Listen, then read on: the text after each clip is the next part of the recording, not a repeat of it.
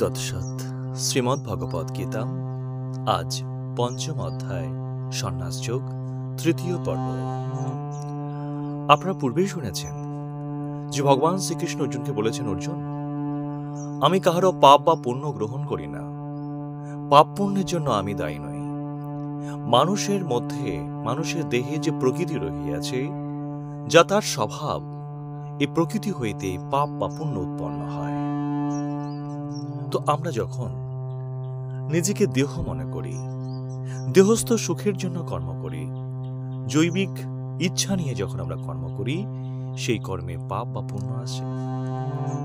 কিন্তু আমরা যদি দেহকে ত্যাগ করে নিজেকে আত্মা মনে করি, ব্রহ্ম মনে করি, এবং ব্রহ্মের উদ্দেশ্যে সকল কর্তব্য কর্ম, আকাঙ্ক্ষা এবং অহংকারকে বর্জন করে করতে থাকি, তাহলে সেই জ্ঞানময় কর্মের দ্বারা, সেই শুদ্ধ এবং পবিত্র কর্মের দ্বারা কোনো পাপ বা পুণ্য আসে না। সেই কর্ম একান্ত শুদ্ধ কর্ম, পবিত্র কর্ম, এবং সেই কর্মই আমাদেরকে অমৃত দিতে পারে, অনন্ত জ্ঞান, অনন্ত আনন্দ, অনন্ত প্রেম ও শান্তিকে আমাদের জীবনে তা প্রদান করতে পারে। তাই ভগবান পরশ্রুকে বলেছেন, যাহাদের প্রকৃতিজাত অজ্ঞানতা পরমাত্মার জ্ঞান দ্বারা বিনষ্ট হইয়াছে, তাহাদের আত্মজ্ঞান সূর্যের ন্যায় পরমাত্মাকে প্রকাশিত করে। অর্থাৎ তখন তাহারা আপনাকে প্রকৃতির অতীত পরমাত্মা বলিয়া জানিতে পারেন।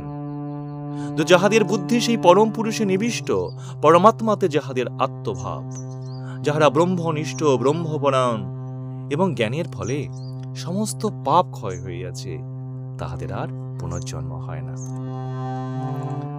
সুতরাং আমাদের উপলব্ধি করতে হবে যে এই দেহটা পরিবর্তন এবং ক্ষণস্থায়ী, পরিবর্তন আছে এবং মৃত্যু আছে, সুতরাং এটা ক্ষণস্থায়ী।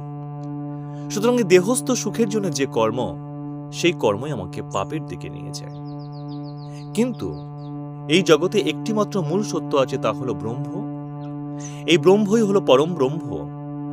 তাই এই ব্রহ্ম জ্ঞানের সহিত যখন আমরা কোনো কর্ম করি, সেই কর্মে প্রণোদিত হয়ে যখন আমরা সকলের মঙ্গলের জন্য কল্যাণ ইচ্ছায় কর্ম করি, সেই কর্মই আমাদেরকে আনন্দ দান করতে পারে, প্রকৃত শান্তি দান করতে পারে।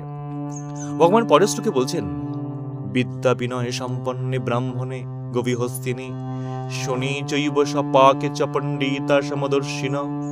বলছেন, জ্ঞানীগণ অর্থাৎ যাহারা আত্মার স্বরূপ সম্বন্ধে অবগত আছেন, সেই জ্ঞানীগণ বিদ্যা বিনয় গুণসম্পন্ন ব্রাহ্মণ, গাভী, হস্তি, কুকুর, চণ্ডালে সমদর্শী হইয়া থাকেন।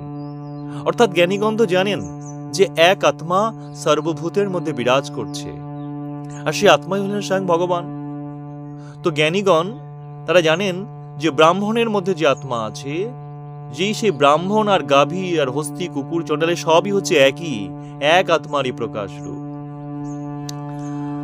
তো জ্ঞানী জানেন যে আত্মা তার মধ্যে যেমন বিরাজ করছে, সেই এক আত্মা সর্বজীবের মধ্যে বিরাজ করছে।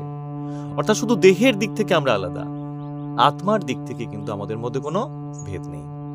তো কেবল অজ্ঞ লোকেরা এক জীব হতে অপর জীবে এবং এক শ্রেণী হতে অপর শ্রেণীর মধ্যে বিভেদ দর্শন করে। তো মানুষ যতদিন এই ভক্তির নিম্ন স্তরে অজ্ঞান ভূমিতে অবস্থান করবে, ততদিন তার মধ্যে এই ভেদ বুদ্ধি থাকবে। সুতরাং আমাদের এই ভেদ বুদ্ধি থেকে, এই মায়া থেকে, এই অজ্ঞানতা থেকে আমাদের মুক্ত হতে হবে। সবার মধ্যে এক আত্মা বিরাজ করছে, সকলেই হচ্ছে এক আত্মারই প্রকাশ রূপ।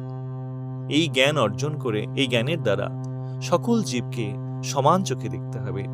কেউ ছোট নয়, কেউ বড় নয়, কেউ জ্ঞানী, কেউ অজ্ঞানী নয়। সবার কাছে, জ্ঞানীর কাছে সবাই সমান, সবাই সমান। ভগবান পরশ্রুকে বলছেন, যাহাদের মনে সমবুদ্ধি আসিয়াছে, ইহলোকে থাকিয়াই তাহাদের পুনর্জন্ম হইবে না। পরম ব্রহ্ম নির্দোষ এবং সমজ্ঞানী, তাই সমদর্শী সাধকগণ ব্রহ্মে অবস্থিত হইয়া ব্রহ্মভাব প্রাপ্ত হন। অর্থাৎ যাহারা প্রকৃতির খেলার ঊর্ধ্বে অবস্থান করেন, আমাদের যে দেহ প্রকৃতির যে খেলা, যে ভাব, এই জৈবিক ভাবের এই স্বার্থের থেকে যদি ঊর্ধ্বে উঠতে পারেন, নিজের স্বার্থকে, দেহস্থ সুখকে ত্যাগ করে নিজ স্বার্থকে ত্যাগ করে যারা এই জগৎ ও জীবনকে সেই উদার চোখে দেখতে পারবেন, প্রকৃতির বৈষম্য ত্যাগ করে যারা সমদর্শী হতে পারবেন, যে সবাই সমান, সবাই এক, অভিন্ন সত্তা, তাহারাই ব্রহ্মভাব প্রাপ্ত হবেন। ব্রহ্মভাব। পরের শ্লোকে ভগবান বলছেন, বাহ্য স্পর্শাস্য সত্তাত্তা বিন্দত্তা নিজাত সুখম স ব্রহ্মযুগযুক্তাত্তা সুখমক্ষয়মশ্নুতে। অর্থাৎ যিনি বাহ্য বিষয়ে আসক্তি ত্যাগ করিয়া আত্মবিষয়ক সুখ ভোগ করেন, তিনি ব্রহ্মের সহিত যোগ বলে একত্র হইয়া অসীম আনন্দ লাভ করেন। আমাদের দেহস্থ যে সুখ, এই দেহস্থ সুখ ত্যাগ করে দেহের অভ্যন্তরে যে আত্মা আছে, ব্রহ্ম আছে, নিজেকে ব্রহ্ম বা আত্মা মনে করে মনকে সংযত করে নিঃস্বার্থভাবে জীবনযাপন করতে হবে এবং আত্মাকে, নিজ আত্মাতে চিত্তকে স্থিত করতে পারলেই আমরা ব্রহ্মের সহিত যুক্ত হতে পারি এবং যুক্ত হলেই আমরা পরম আনন্দ লাভ করতে পারি। তাই অর্জুন ভগবান শ্রীকৃষ্ণকে পরের শ্লোকে বলছেন, হে অর্জুন, শ্রীকৃষ্ণ অর্জুনকে বলছেন, হে অর্জুন, ইন্দ্রিয় বিষয় হইতে যে সুখের উদয় হয় তাহা দুঃখের হেতু, তাহা ক্ষণস্থায়ী, সেজন্য পণ্ডিত ব্যক্তিরা তাহাতে রত নহেন। কেন ইন্দ্রিয় বিষয় থেকে যে সুখ হয় সে সুখ তো ক্ষণস্থায়ী, কারণ যে ইন্দ্রিয় বিষয় থেকে আমরা বস্তুপ্রদ সুখ বা দেহস্থ সুখের জন্য তো আমরা কামনা করি। ইন্দ্রিয়স্থ সুখ তো দেহস্থ সুখ বা বস্তুপ্রদ সুখ, তাই না? তো বস্তু বা দেহ তার তো পরিবর্তন বা মৃত্যু আছে, সুতরাং সেখান থেকে যে সুখ, সে সুখ তো ক্ষণস্থায়ী। তাই ভগবান বলছেন এটা দুঃখের হেতু। আজ যাকে আমরা কাম্য বস্তু বলে মনে করছি, কাল তাকে আমরা বর্জন করছি। বর্তমানে আনন্দ ভবিষ্যতে দুঃখ দাঁড়াচ্ছে। যা একদিন আমার কাছে ছিল ভালোবাসার বস্তু, তা একদিন হয়ে উঠছে ঘৃণার বস্তু। সুতরাং এই ইন্দ্রিয়স্থ বিষয় বা ইন্দ্রিয় সুখ এটা তুচ্ছ, ক্ষণস্থায়ী, কিন্তু তার চেয়ে আমাদের অন্তরের মধ্যে এক অনন্ত সুখ আছে, ব্রহ্ম সুখ, যাকে লাভ করতে পারলে আমরা খুব পরমানন্দে থাকতে পারি এবং আমরা বাহ্যিক কাজকর্ম, কর্তব্যকর্ম অনায়াসে সম্পাদন করতে পারি। ইহলোকে এই শরীরে যে ব্যক্তি কাম এবং ক্রোধকে সহ্য করতে পারেন, তিনি প্রকৃত যোগী এবং সুখী, তিনি ভগবানের সহিত যুক্ত। এই যে কাম, আকাঙ্ক্ষা এবং ক্রোধ, এটি তো মানুষকে ভুল পথে চালিত করে, তাই না? ব্যক্তি স্বার্থ এবং স্বার্থে বাধা পেলে আমাদের ক্রোধের উদ্রেক হয়। তা আমাদের যে গতি, মানব জীবনের গতি ইন্দ্রিয়ের সুখভোগের দিকে নয়, ইন্দ্রিয় সুখভোগকে জয় করেই মানুষের প্রকৃত সুখ। অর্থাৎ ইন্দ্রিয়ের যে সুখ, দেহস্থ সুখ, এই দেহস্থ সুখের ঊর্ধ্বে উঠতে হবে আমাদেরকে। এগুলোকে ত্যাগ করে আমাদের কি করতে হবে? ইন্দ্রিয়ের বিপরীত দিকে চলতে হবে। অর্থাৎ আমাদের অন্তরের মধ্যে যে আত্মা আছে, ব্রহ্ম আছে, সেই ব্রহ্ম সুখটাকে লাভ করবার চেষ্টা করতে হবে।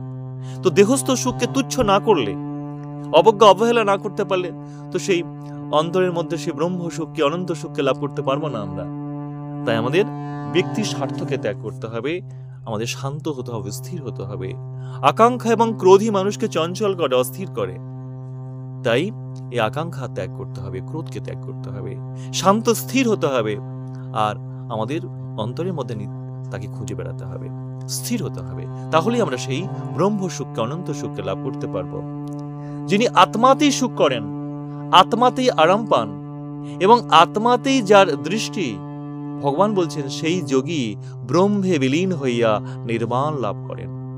এখানে ব্রহ্ম নির্বাণ শব্দের অর্থ হচ্ছে আত্মানন্দে বা আত্মজ্যোতিতে পূর্ণ বা নিত্য শান্তিতে প্রতিষ্ঠিত হওয়া। আত্মাতেই সুখ। মুনি ঋষিরা তো সেই আত্মাতেই চিত্তকে স্থিত করে পরমানন্দ লাভ করতেন। তো ভগবান সেই পূর্ণ সুখের সন্ধান দিচ্ছেন, যে সুখ নিরন্তর সুখ অর্জন করা যায়। যে সুখের পেছনে মানুষ যদি ছুটতে থাকে, তাহলে সবার মধ্যে শান্তি, সম্প্রীতি, প্রীতি থাকে, কারোর মধ্যে কোনো বিভেদ বৈষম্য থাকে না। ভগবান সেই এক অনির্বচনীয় সত্তাতে চিত্তকে স্থিত করবার জন্য জগতের সকল মানুষকে উৎসাহ প্রদান করেছেন যে দেহস্থ সুখ ত্যাগ করো। দেহস্থ সুখ ক্ষণস্থায়ী, সেই সুখ আমাদের মধ্যে বিভেদ সৃষ্টি করে। তার চেয়ে বরং মনে করো, দেহের ভেতরে যে অনির্বচনীয় সত্তা আছে, অলৌকিক সত্তা আছে, সেই ব্রহ্ম সত্তাতে চিত্তকে স্থিত করে পরমানন্দ লাভ করো এবং বাহ্যিক কর্ম সম্পাদন করো। যাহারা পাপ শূন্য সংশয় শূন্য সমহিত চেতা সর্বভূত হিতে রত, তাহারাই কিন্তু ব্রহ্ম নির্মাণ লাভ করেন। সুতরাং দেহ প্রকৃতির যে ভাব, সেই দেহ প্রকৃতির ভাবকে আমাদের ত্যাগ করতে হবে। সকল তুচ্ছতা স্বার্থপরতা ত্যাগ করে আমাদের উদার হতে হবে, ক্রোধহীন লোভহীন হতে হবে। সবার মধ্যে ভগবান আছে এটা জেনে সবার প্রতি সর্বভূত হিতে আমাদেরকে রত হতে হবে। সকলকে আমাদের সেবা করতে হবে, সম্মানের সঙ্গে শ্রদ্ধার সঙ্গে সকলকে ভালোবাসতে হবে। ব্রহ্ম অর্থাৎ ভগবানের চিত্ত স্থির হলে সংসারে সে আর থাকতে পারে না।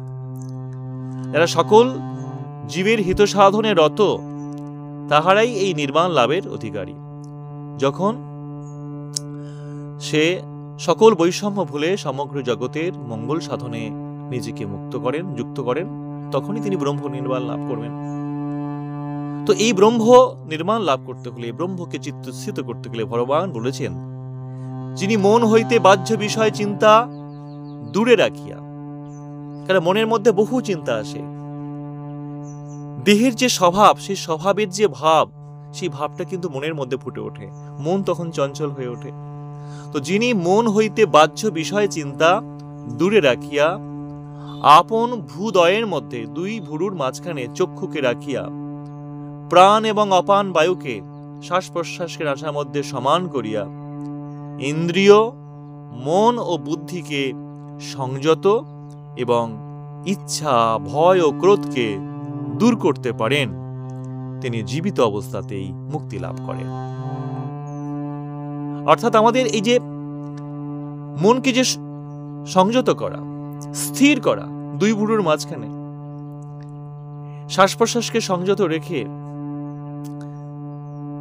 ইচ্ছা, ভয় ও ক্রোধকে যদি আমরা দূর করতে পারি, যে ইচ্ছা আমাদেরকে চঞ্চল করে, যে ভয় আমাদেরকে উদ্ভ্রান্ত করে, যে ক্রোধ আমাদেরকে সবসময় খারাপ দিকে নিয়ে যায়, নিচের দিকে নিয়ে যায়, সেই ইচ্ছা, ভয় ও ক্রোধকে যদি আমরা দূর করতে পারি আমাদের মন থেকে, শরীর থেকে, তাহলেই আমরা কিন্তু জীবিত অবস্থাতেই আমরা মুক্তি লাভ করতে পারি, অর্থাৎ সে ব্রহ্ম সুখ লাভ করতে পারি।